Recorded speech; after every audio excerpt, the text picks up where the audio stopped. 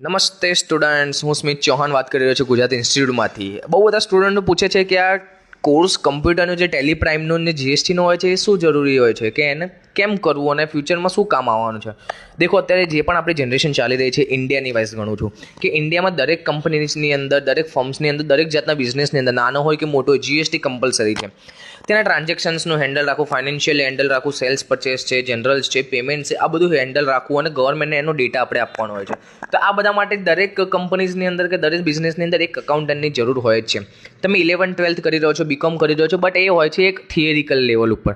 હવે તમારે બંને રીતે કરવું પડે કે ટ્રેન એક પાટા ઉપર નથી ચાલવાની, તમારે કમ્પલસરી બે પાટા હોવા જોઈએ. તો એક પાટું તમે 11th-12th પતાવી દીધું છે, બીકોમ એમકોમ પતાવી દીધું, કે કોઈ પણ ફિલ્ડ પતાવી દીધી કોમર્સની અંદર. બટ બીજો જે પાર્ટ હોય કે તમે જોબ ઉપર જશો ત્યાં થિયરિકલ નથી ચાલવાનું, ત્યાં તમારે કમ્પ્યુટરની અંદર બધું ઓપરેટ કરવાનું હોય છે. તો કમ્પ્યુટરની અંદર વર્ક કેવી રીતે ચાલે છે, જીએસટી કઈ રીતે તમારે ગવર્મેન્ટને એપ્લાય કરવું છે, કઈ રીતે પે કરવું છે, ચલાન્સ કઈ રીતે ક્રિએટ કરવા છે, ઇન્કમ ટેક્સ કઈ રીતે ફાઇલ કરવું છે, આ મોસ્ટ ઓફલી જે MBA ફાઇનાન્સ કરેલા છે એમના મોસ્ટ ઓફલી 20-30% સ્ટુડન્ટો છે, એ બીજા કોઈને આવડતું નથી હોતું. તો આ બધી વસ્તુ માટે તમારે કમ્પ્યુટર કોર્સ મીન્સ કે ટેલી પ્રાઇમનો કોર્સ, અકાઉન્ટિંગનો કોર્સ, જીએસટીનો જે પ્રેક્ટિકલ કોર્સ આવે છે એ જરૂરી હોય છે.